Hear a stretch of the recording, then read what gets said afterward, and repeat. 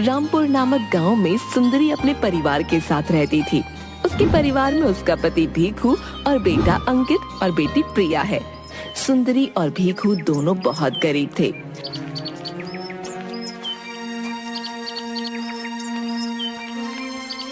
ये दोनों अपने बच्चों को पढ़ाने के लिए खेत में काम करते हैं। मुझे लगता है कि अब प्रिया की पढ़ाई को रोकना पड़ेगा, क्योंकि अब दोनों का कॉलेज जाने का समय आ गया है। पूरे गांव में किसी के बच्चे भी पढ़े लिखे नहीं हैं। सिर्फ हमने ही बच्चों को पढ़ाया है, लेकिन अब बीच में पढ़ाई से रोकना ठीक नहीं है।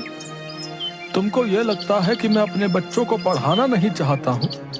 अरे ऐसा नहीं है भाई, मैं भी चाहता हूँ कि मेरे बच्चे पढ़े लिखे हों और बड़े आदमी बने, लेकिन मजबूरी के सामने बच्चों की पढ़ाई लिखाई हार रही है। हमारी मजबूरी के लिए सिर्फ प्रिया को ही क्यों झेलना है? अब मेरी हिम्मत जवाब दे रही है। अंकित को पढ़ाते हैं और प्रिया की शादी कर देंगे, और क्या। ठीक है, जैसा आपको ठीक लगे।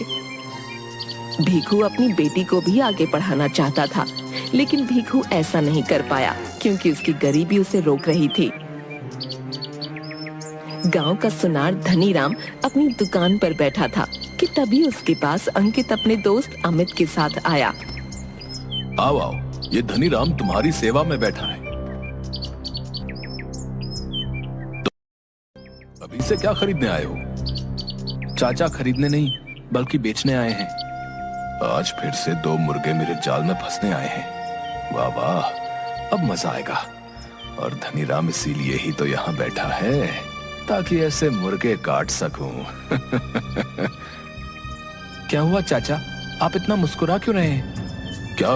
अरे वाह वाह, मैं बेचने से ज्यादा खरीदने में विश्वास रखता हूँ, इसलिए मैं बहुत ज्यादा खरीदता हूँ। बताओ क्या लाए हो?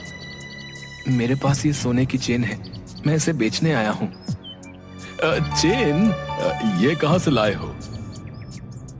आप सवाल बहुत पूछते हो, अब जल्दी से मुझे इसके पैसे दो, मुझे मेरी माँ ने दी है। ठीक है, मैं इसे अभी तोल नहीं सकता। ऐसा करते हैं कि पास के किसी कांटे पर चलते हैं, वहां इसका वजन पता चल जाएगा और मैं तुमको पैसे दे दूंगा।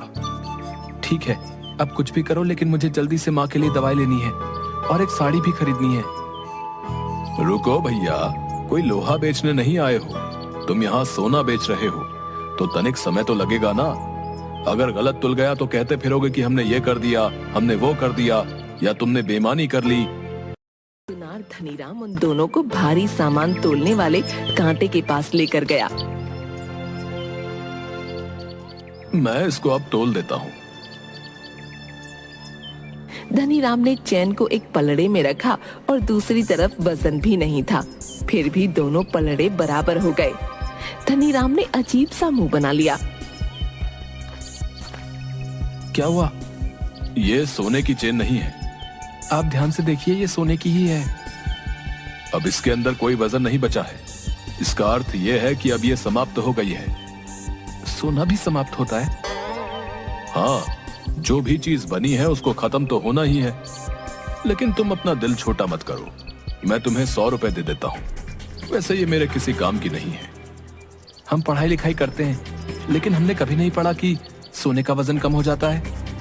तुम किताबें पढ़ते हो, लेकिन ये हमारा खानदानी काम है, इसलिए हमने सोने के साथ जिंदगी को भी पढ़ा है और तुमको अपने अनुभव से बता रहा हूँ। ठीक है। इसका मतलब मेरे पासे सीधे पड़ गए।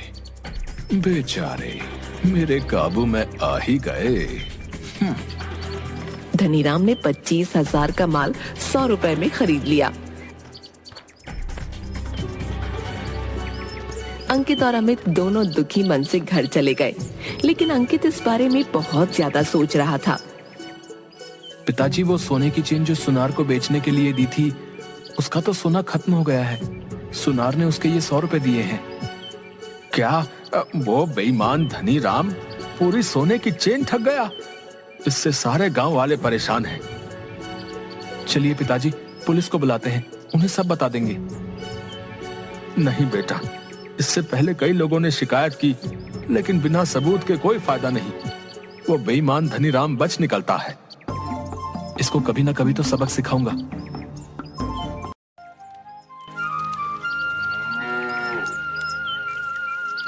अगले दिन सुबह को अंकित के पिता ने उससे कहा, अंकित, मैं आज तुम्हारा दाखिला शहर के किसी कॉलेज में करा देता हूँ। पापा, लेकिन इतने पैसे कहाँ से आएंगे? तुम्हारी माँ ने अपने सारे गहने धनीराम के पास गिरवी रख दिए हैं। जब तुम पढ़ाई कर लोगे या हमारे पास पैसे हो जाएंगे, हम वो वापस लाकर प्रिया की शादी करा देंगे। लेकिन पापा, वो बेईमान है और आपने माँ के गहने। बेटा, कोई और चारा नहीं था। तुम पढ़ाई पर ध्यान देना, इसके अलावा तुम्हें कुछ भी नहीं सोचना है। ठीक है माँ, लेकिन मैं ये कहना चाहता हूँ कि प्रिया को कॉलेज न सही तो कम से कम घर से पढ़ने दीजिए। ठीक है बेटा, जैसा तुम्हें ठीक लगे। अंकित शहर में पढ़ने चला गया।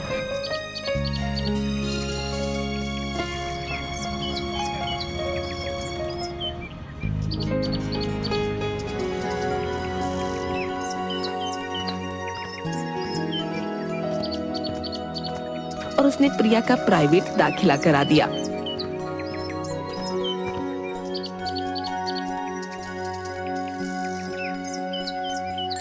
जब भी अंकित घर आता, प्रिया के लिए किताबें और पत्रिकाएं लेकर आता। प्रिया की तैयारी भी सही चल रही थी। कुछ साल बाद भीखू और सुंदरी खेत में काम कर रहे थे। हमारे पास कुछ पैसे आ गए हैं, अब हमें धनीराम से गहने छुड़ा लेने चाहिए। हाँ, हम आज ही धनीराम के पास चलते हैं, क्योंकि कुछ दिनों में प्रिया की शादी है। हाँ। धनीराम बहुत बेईमान आदमी है। अब उसकी बेईमानी के किस्से सब तरफ मशहूर हैं। मुझे तो बहुत चिंता हो रही है, चलकर नकली ना दे दे, क्योंकि गांव के बहुत लोगों के साथ वो ऐसा कर चुका है। तुम बेवजह ही इतना परेशान हो रही हो, वो हमारे साथ ऐसा नहीं करेगा। दोनों पति पत्नी अपना सारा काम खत्म करके धनीराम के पास गए।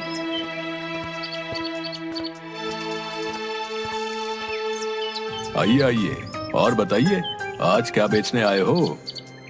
धनीराम, मैंने तुम्हारे यहाँ अपनी पत्नी के गहने गिरवी रखे थे, मैं वही लेने आया हूँ।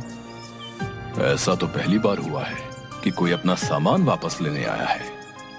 क्या हुआ, तुम भूल गए क्या? मैं भीखू हूँ।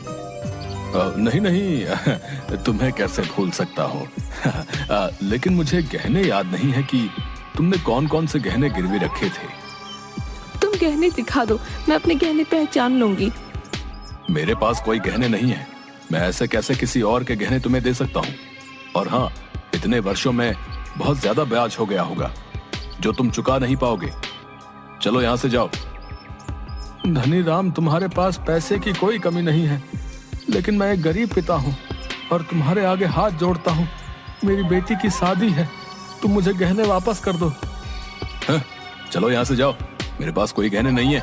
एक बार कह दिया समझ नहीं आता क्या? मैं गरीब बाप हूँ, मुझे अपनी बेटी की शादी करनी है। हाँ हाँ, जाओ जाओ, मेरी बेटी की भी शादी है। धनीराम ने भीखू और सुंदरी को बिना गहने दिए हुए ही भगा दिया। पूरा गांव धनीराम से परेशान था। उसने सभी लोगों के साथ धोखा किया था।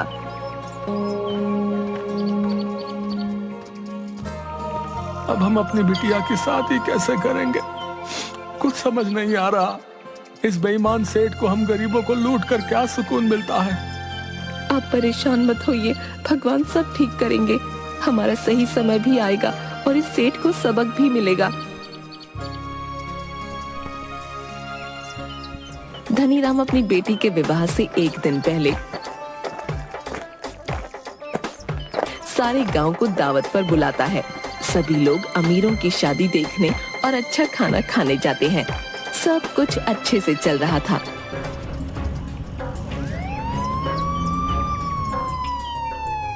लेकिन तभी वहां 3 गाड़ियां आकर रुकी। सभी हैरान हो गए। कौन आया है? कौन है? सामने कुछ पुलिस वाले और अधिकारी थे, जिसमें अंकित भी था। अरे अंकित बेटा, तुम इतनी सारी पुलिस के साथ क्यों आए हो? तुमने ऐसा कौन सा गुनाह किया है जो पुलिस वाले तुमको पकड़ रहे हैं? धनीराम, अपनी जुबान संभाल कर बात कर और मुझे साहब कहकर बोल, क्योंकि मैं एक आयकर विभाग अधिकारी हूँ। क्या तुम ये सब? तूने मेरे बाप के साथ न जाने कितनों को ठगा है। मैं आज तेरा हिसाब करने आया हूँ। देखिए साहब, मेरी बेटी की शादी है, अभी ऐसा मत कीजिए। मैं तुमसे कोई निजी दुश्मनी नहीं निकाल रहा हूँ, बल्कि कानून के दायरे में तुमसे बात कर रहा हूँ। आज तुम्हारे सारे काले चिट्ठों का हिसाब होगा।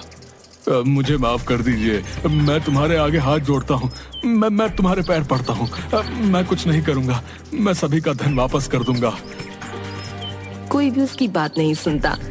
का धन उन्हें अंकित ने धनीराम की बेटी की शादी कराई और फिर अपनी बहन की शादी भी धूमधाम से करा दी। धनीराम को सबक मिल चुका था।